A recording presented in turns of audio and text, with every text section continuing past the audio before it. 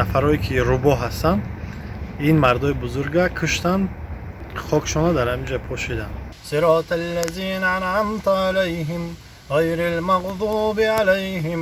این ایروز نویره و چویره های قهرمان خلق تاجیک این کودکاش هم همراهش بوده است. همینا رو همش گرفتن میبرن، بعد قسمش میکشن، قسمش بدرغه میکنن. خصوصا شیرینشاه شاه تیمور و نصرتالله مخزوم کی تهمت کرد که آدمایی که با همراهی در یک جا میشستن دولت پیش میبردن گرفتن قتل کردن. کی تهمت کرد چون سبب یکی از سببایی که قتلشان رساندن آن همین است. قبرستان عمومی رقم 1 در اتفاق سوویتی را همین را میشمورند.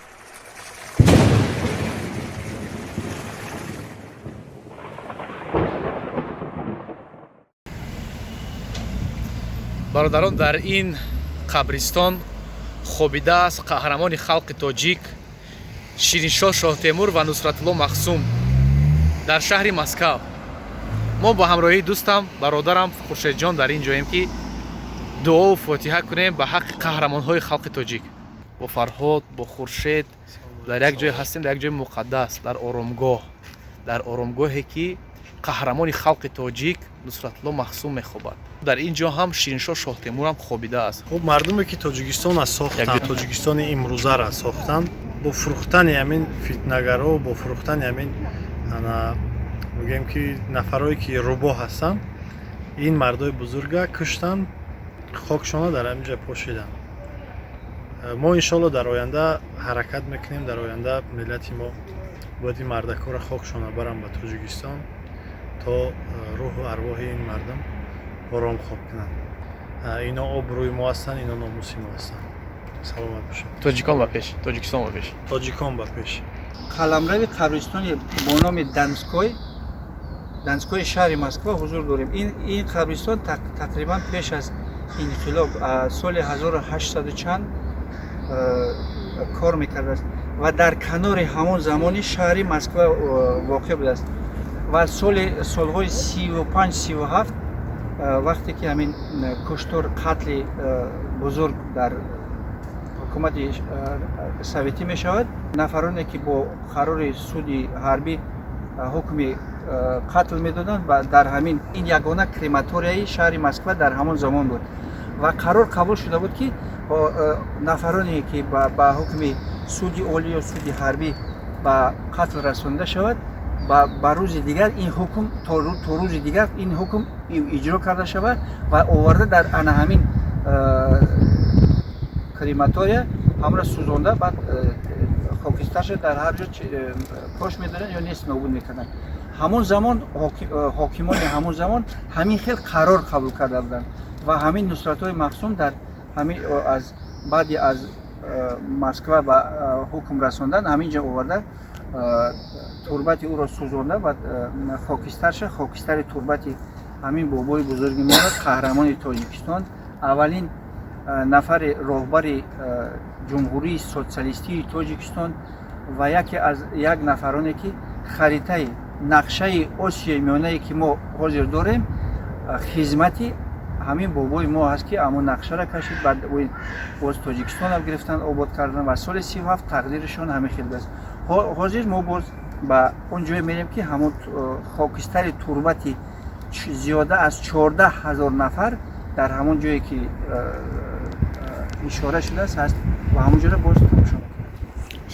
Мы с моим другом Шамсудином Бубоевым искали могилу и к концу 2006 года здесь в архивах ознакомились с оригинальными записями по захоронению, по принятию, так сказать, тела Нусратулло Махзума, так сказать, и захоронению его праха на территории этого кладбища.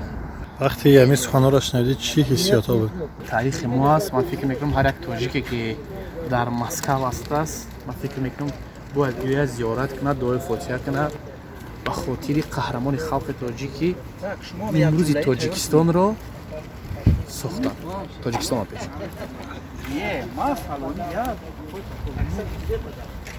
نازی هم اگه میریم برادرها زیارتی سر منزلی قهرمان خلق تاجیک نصرتالله مخزوم. ҳамроҳи мо наверагон ва навераҳои қаҳрамон. шумо навераи Нусратло Махсум? номатон чӣ? ин фарзандонатон? Ахмад Чавера мешавад шумо? Чавера Нусратло Махсум. Ман Чавераи Нусратло Махсум ҳастам. Ҳамин рӯз мо Здравствуйте, мы Является правнуками Нусратло Махсума. чем очень гордимся, и сегодня нам посчастливилось прийти и провести экскурсию. В дальнейшем будем рассказывать, каким героям Таджикистана, какие вклады в республику он внес. ин рӯз навераҳои чавераҳои қаҳрамони халқи тоҷик ҳамроҳӣ мерем зиёрати сари манзилаш. акай бардим ҳами одам нафарои ҳастанд қати набераш ёфтанд ки дар гиҷо фокиҳонаро пошида то вақта намедонистанд ки дар гиҷо буд. تو وقت چیز معلوم بود با هیچ کس نمیگفتن بسیار مخفی کرده بودن و ما با همون چی میگن همون دفتری همین архив бойгонӣ نه راهبری همین دیرکتوری همین قبرستان واخوردیم بعد اونها یک کتاب کرده بودن در همونجا کسی که در همون سال 37 همینجا پرونده و گور کردگی بودن یکی خاکسترشون چاش دادن. همونجا چی روی خط همون چیز کتاب کردگی او یک چیز است معماری حل میگن یک تشکیلات همون کرده بود بعد این وقتی که ما مراجعت کردیم گفت که ما کتاب هست فقط خیش تبار نزدیک های همین آدمو دمیتیم چیش همین کتاب بعد این که عظیم اکبرش گفت که من نبیرش میشم گفت حجت نشانتی ایجانی بعد حجت نشان دادیم بعد کتاب داد و افسوس که اون کتاب در شهر یزد مونده امروز نیست این حسن خطی پدر این عظیم اکبر مخصوموف این پسر کلانیشون این دخترشون این با پسر دیگرشون این هم 4 نفر از همین این پسری کلانیش پسر کلانی در او زمین پیشینش با فکرم هم خیلی بابایی که شد تا وقتی مردنش از دولت حکومت خواست که همون حجتایی که درباره پدرش نشان دادن نشان داد یک دفعه نشان دادن دیگر چیز نکردن در همینجا چقدری به دست نمیاد نشون نمیاد چقدری کلان و در همینجا 14000 سوخته مثلا همون آدمای راهبرای همون دوره رو آورده در اینجا پرستگی نصرت مخصوم انا اینجا دارن шириншоҳ شروع шотимон کردم موندن شروع کردم موندن нусратло махсум А что здесь этого? 35-й год, в 37-м А, нет, в году. 37 году, да, да. 70 سال همین تاریخ بسته بود با یگان کس نشان نمیدادن مختصر تاریخی همین حادثه سال 37 از چی سر می شود سال 35 با قرار حکومت همون زمان مسکو قرار قبول کرده می شود راهبران همه جمهوری شوروی سوسیالیستی در مسکو آورده بازآموزی یک راهبری دولتداری را با آموزند چون که اینا نه از انقلاب برآمده بودند بعد چی میگن بلند برداشتن خواجگی قشلاق لیکن در ساحه دولتداری کمی چیز داشتند نقصان داشتند و به همین خلاصه آمده سال 37 از 15 جمهوری همان زمان شوروی به شهر مسکو راهبران از 15 دولت آورده در اینجا ФЦИГ میکنن یعنی که всесоюзный центральный исполнительный комитет کمیته اجرایی عمومی شوروی که قانونگذار بودن و همین 15 نفر قانونگذاری میکردن و در اینجا نفر 16 هم کلینین هم بوده است در همون چیز خلاصه از سال 35 تا سال 37 درس میخونن کانال مسکو 120 کیلومتر در همونجا این بابای ما اشتراک کردگی است با در ساختمان‌های همون زمان سال 37 در شهر مسکو اشتراک کرده بودند چی یک رخنه میشود بین راهبران و قرار میبرند سال 37 شبانه آمده در خانه یک امارت است دام نبریزمی خانه در ساحل دریای مسکو که سال 25 ساختمانچه‌های شوروی خودشون و در همون خانه شب آمده باشندگان همون خانه بسیار مشهور است در نزدیک کرمل از کرمل یک قریب 1 کیلومتر دورتر است و همین راهبران کمیته اجرایی و شبانه آمده از همون باشندگان زیاده از قریب 2700 نفر бошандагони ҳамон хонаро аз ҷумла анаки Нусратлои Махсуму ин кӯдакошам ҳамроҳш будааст. ҳаминоро ҳамаша гирифта мебаранд, баъд қисмша мекушанд, қисмша ба дарға мекунанд. хулоса ки тақдири ана ҳамин ҷумҳуриёи шӯравии социалистӣ дар ҳамин соли 1937 тира моҳи соли 1937 ба ҳамин ба охир мерасад. баъд ин бо дигар нафарро таъин мекунанд, дигар ин таърихи нав, таърихи дигар. лекин талхтарини таърихи дар ҳамин замони шӯравӣ буд ана ҳамин таърихи ана ҳамин Шириншоҳ Шотемир. дар бораи Шириншоҳ Шотемир қариб ҳеҷ чиз нест, ҳуҷҷатҳоро ҳамаша нест карда.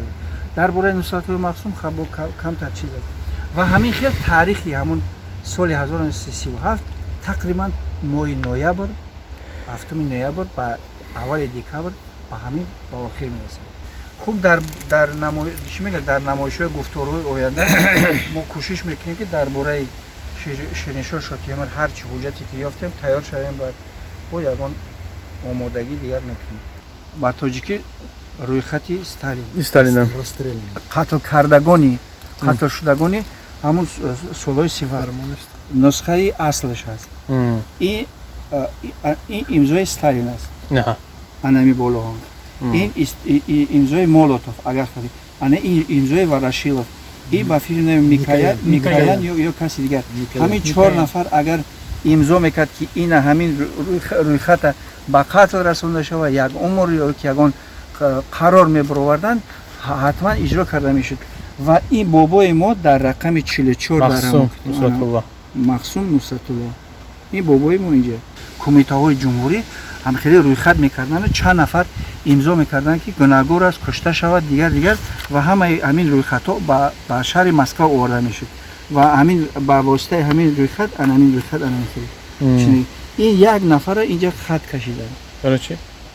хуб мумкин ки ягон кас сафедаш карда бошад, лекин аз ин рӯйхат сафед кардани касира мушкил набуд, чунки ҳамин бобои мо Нусратлои Махсум ба фикри ҳамин Ворошилов, Микоян, ҳамин қати ино 2 сол дӯстӣ мекарданд, ҳамкорӣ мекарданд, дар кабинетҳо мешиштанд, дар маъракаҳои калони сиёсиву давлативу дар корҳои ҷамъиятӣ як иштирок мекарданд ва ҳама соли 37 якдигарша мегиранд, мекушанд.